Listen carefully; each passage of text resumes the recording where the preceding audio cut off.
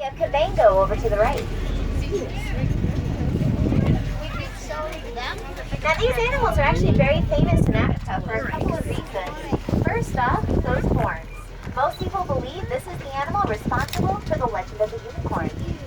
And you can kind of see why, right? They turn their heads to the got a side, good picture one of of that those one. horns blocks out the other. So it looks like they only have the one, so that's the legend. Now the other thing that makes them famous is that beautiful face. You notice when they look right at you, it looks as if they have a black face with a white butterfly on their forehead. Very popular in African arts. You're going to see that used on shields, masks, pottery, all over the place. Now Kavango, the one off to the right, is the leader of the boys. Look at how long his horns are. Those are about 3.5 feet. Very impressive set. But even his are small compared to the record holders. Longest horns recorded on them were 5 feet long. In the distance left, you guys can see a couple of our little zebras. These are 2-year-old girls. We have Virtue more towards the back and Rhythm up here towards the front. Now you can always tell a younger zebra, not only by their size, but by the color of their stripes. You see they have brown instead of typical black. And all zebras are born with light brown stripes. They don't get black until they're about a year to year and a half old, somewhere in there. And that just helps them camouflage more when they're young and vulnerable to predators. So we'll probably get a little closer to them on the other side of the road, but don't worry guys, you're going to see a lot of zebras on this tour. We have a herd of 10 of them out here too. Look at that one. Alright guys, we're going to take a little detour because this habitat to the right is the home of our camel, Humphrey. Humphrey. Oh, of course Humphrey. What else would you call a camel? Hey Humphrey, you want to get up? Humphrey. Come on, up! Yeah, I don't know if you want to get up guys. This is why I wasn't really counting on him as a possibility, because if you catch him laying down but he specifically tries to not make eye contact, it's usually not a good sign. And don't take it personally guys, he has not come up for a single toy yet today. Guys, but the reason he lives separately is he does not get along with other animals. We tried giving him companions before, including other camels. He wanted nothing to do with them. He's So then sneezing. we just tried letting him out here with everybody. First thing he did was walk right up to the giraffe, bite him on the butt, and then spit on him. So that's just kind of how Humphrey rolls. Nobody seems to like it. Oh, she's feeding him. Now the animal to our left, which just made that lovely noise, is an addax, A-D-D-A-X. This is the rarest antelope on Earth. It's estimated there are only 300 left. Now what made them so rare, unfortunately, are those beautiful horns. They're so impressive with the spirals, it turned them into a trophy animal, and they were hunted to almost extinction just for their horns.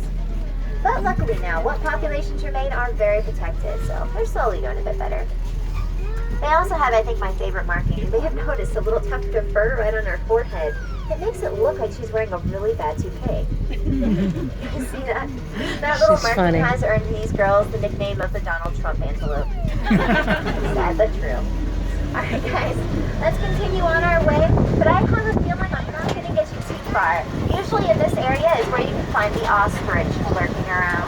Her name is Chili Pepper. And she earned that name is because she bites so hard. Yep, here she is right in the corner. So remember my warning guys, if she does decide to approach you, it's a really good idea to lean away from her. But on that note, I'm going to get on the ground with her now to give you some demonstrations, and yes, I will get fit doing it. So get your cameras ready. But for my safety, because I do have these other little animals around, I'm just going to take her up and down the right side of the bus. So if you guys are on the left side, you're welcome to stand up and move over for a better view.